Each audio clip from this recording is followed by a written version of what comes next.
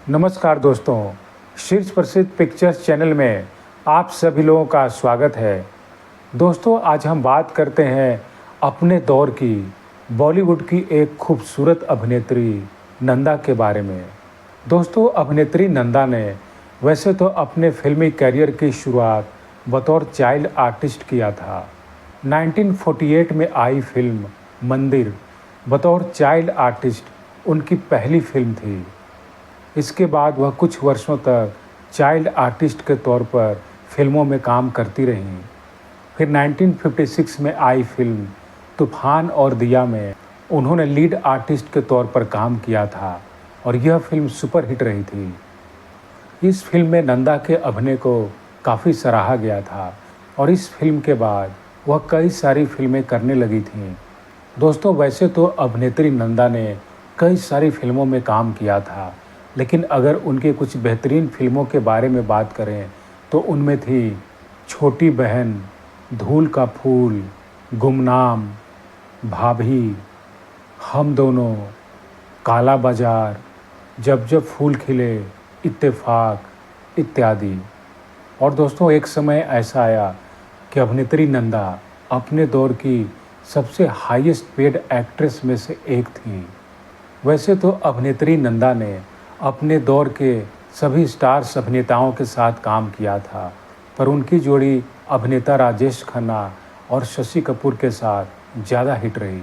जब अभिनेत्री नंदा ने शशि कपूर के साथ काम किया था तो उस दौरान अभिनेत्री नंदा स्टार अभिनेत्री बन चुकी थीं, जबकि शशि कपूर अपनी पहचान बनाने के लिए संघर्ष कर रहे थे।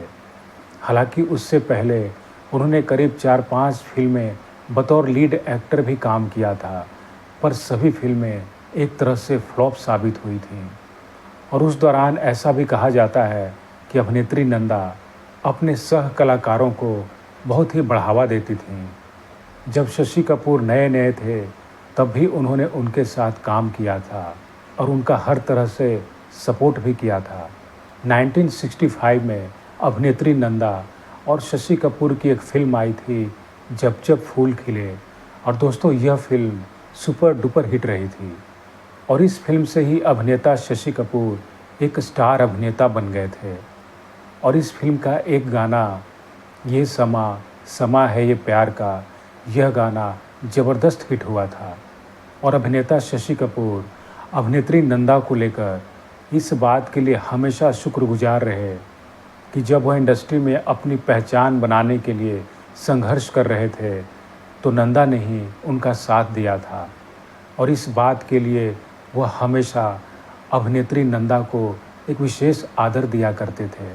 दोस्तों, अभिनेत्री नंदा की अगर व्यक्तिगत जीवन के बारे में बात करें तो काफ़ी उम्र तक वह अकेली ही रहीं, और जब यह स्टार अभिनेत्री भी बन गई थी तो किसी भी अभिनेता के साथ इनका कोई अफेयर वगैरह भी नहीं चला था।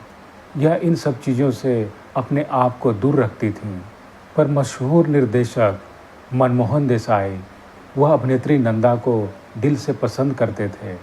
हालांकि इससे पहले निर्देशक मनमोहन देसाई की शादी जीवन प्रभा नाम की लड़की से हुई थी, लेकिन उनकी पत्नी जीवन प्रभा का निधन हो गया था, तो इस वजह से वह अभिनेत्री नंदा के करीब आ गए थे। और ऐसा कहा जाता है कि 52 साल की उम्र में नंदा और मनमोहन देसाई ने सगाई कर ली थी, पर सगाई के 2 साल के बाद ही निर्देशक मनमोहन देसाई की बालकनी से गिरकर उनकी मौत हो गई थी।